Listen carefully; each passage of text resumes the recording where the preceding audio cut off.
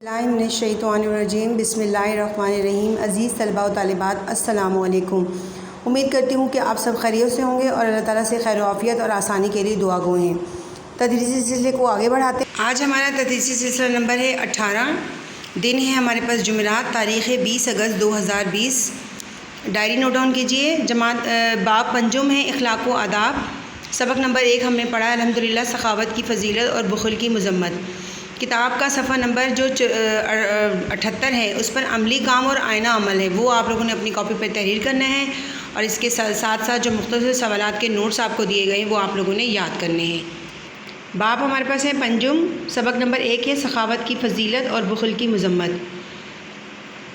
مختصر سوالات کا جو سلسلہ ہے اس کا پہلا سوال ہے کہ سخاوت کا مفہوم واضح کریں۔ آپ نے ہیڈنگ ڈالنی ہے سب سے پہلے سخاوت کا مفہوم، اور اس کا جواب میں دیکھیں لکھیں گے کہ سخاوت کا مطلب اپنا مال دوسروں کے لیے خرچ کرنا ہے۔ سخاوت یہ ہے کہ انسان اللہ کے دیے ہوئے مال میں سے اس کی رضا یعنی مرضی اور خوشنودی یعنی خوشی کے لیے اس کے بندوں پر خرچ کریں۔ یہاں پر ہمارا پہلا سوال مکمل ہوا ہے۔ اگلا سوال نمبر 2 ہے ہمارے پاس، سخاوت کا اجر کن کاموں سے ضائع ہو جاتا ہے، یعنی سخاوت کا جو ہمیں اجر ملنا ہے، انعام ملنا ہے، اس کے ضائع ہونے والے کام کون سے ہیں۔ جواب کے لیے پہلے ہیڈنگ ڈالیں گے سخاوت کا اجر۔ اگر سخاوت کرتے وقت دکھاوا اور نمود و نمائش کے بجائے اگر سخاوت کرتے وقت دکھاوا اور نمود و نمائش کی جائے، یعنی کہ میں نے آپ کو پہلے بھی ذکر کیا تھا دوران پڑھائی کہ دکھاوا یعنی دکھانے کے لیے کوئی کام کیا جائے، یعنی تاکہ لوگ ان کی واہ واہ کریں، اور نمود و نمائش اس کا مقصد ہو، یعنی کہ لوگوں میں اس کی نمائش کرنا، اس کو دکھانا مقصد ہو، تو اس طرح سے بھی سخاوت کا اجر جو ہے وہ ضائع ہو جائے گا، اور یہ ریاکاری ہوگی یعنی دھوکہ دہی ہوگی۔ بدلے کی خواہش سے بھی اجر ضائع ہو جاتا ہے۔ میں نے پہلے بھی کہا تھا کہ بدلے کی خواہش سے بھی ضائع ہوتا ہے، اس طرح سے کہ آپ کسی کے ساتھ نیکی کریں، اس سے نیکی کی توقع نہ رکھیں۔ یہ ہے اگر کسی کی مالی مدد کی ہے تو اس سے اگلی دفعہ یہ امید نہ رکھیں کہ وہ بھی آپ کی مالی مدد کرے گا۔ اس طرح سے آپ کا جو ہے وہ جو آپ کو ثواب ملنا ہے وہ ثواب آپ کا یعنی اجر جو ہے وہ آپ کا ضائع ہو جائے گا۔ سوال نمبر 3 ہمارے پاس، بخل کسے کہتے ہیں۔ ہم نے بخل کے معنی بتانے ہیں کہ بخل سے کیا مراد ہے۔ لکھا ہوا ہے کہ بخل سے مراد ہے کہ انسان مالدار ہونے کے باوجود مال کو اپنی اور دوسروں کی جائز ضروریات پر خرچ نہ کرے، یعنی خرچ تو کرنا ہے اس کو، لیکن وہ خرچ کرنے کے لیے نہ صرف وہ دوسروں کی کیا مدد کرے گا، وہ تو اپنے اوپر بھی مال کو خرچ کرنے پر راضی نہیں ہے، تیار نہیں ہے، کیونکہ وہ اسے جمع کرتا رہتا ہے کہ اس کا مال جو ہے وہ خرچ ہو جائے گا اور ختم ہو جائے گا۔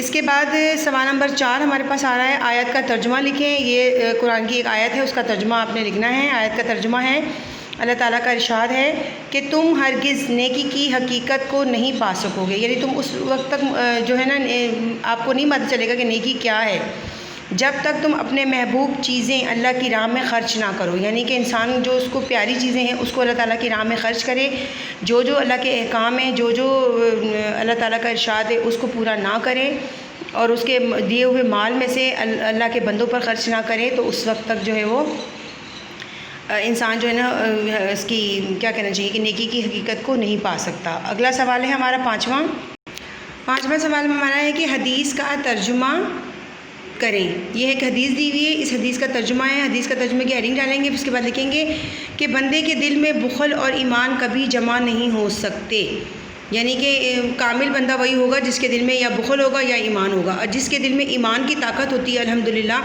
اس کے دل میں بخل نہیں ہونا چاہیے۔ اگر اس کے دل میں بخل ہے تو اس کا مطلب ہے کہ وہ ایمان سے خالی ہے۔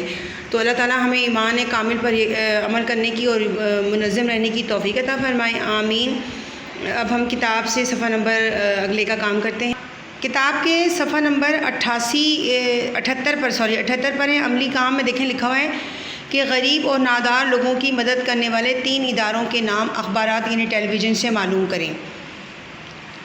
یہ والا کام آپ لوگوں نے جو ہے نا وہ دیکھیں، یہاں لکھا ہوا اخبارات اور ٹیلی ویژن سے معلوم کر کے لکھیں۔ اخبارات میں آپ بہت سے ایسے لوگوں کے اداروں کے نام پڑھتے ہیں کہ جو غریب اور نادار لوگوں کی مدد کرتے ہیں، جن میں اگر میں آپ کو ایک آدھ بتاؤں تو جیسے انصار برنی ٹرسٹ ہے، یہ کام کرتا ہے غریب اور نادار لوگوں کے لیے، یہ بھی ایک ادارہ ہے۔ اسی طرح سے اگر ہم ایدھی ویلفیئر کو دیکھتے ہیں تو ایدھی کے جو کام کرنے والے لوگ ہیں جس ادارے سے تعلق رکھتے ہیں وہ بھی ایک جو ہے غریب اور نادار لوگوں کی مدد کرنے والے ادارے کا نام ہے۔ اسی طرح سے آپ نے اخبارات سے 2 سے زیادہ 2 یا 3 ان کے نام معلوم کرنے ہیں اور اپنی کاپی پر اس کو تحریر کرنا ہے، تاکہ آپ کو یہ چیزیں جو ہے نا وہ پکی ہو جائیں، اچھی طرح سے یاد ہو جائیں۔ اس کے بعد ہمارے پاس اگلا سوال جو آتا ہے وہ اگلا سوال ہے آئینہ عمل کا۔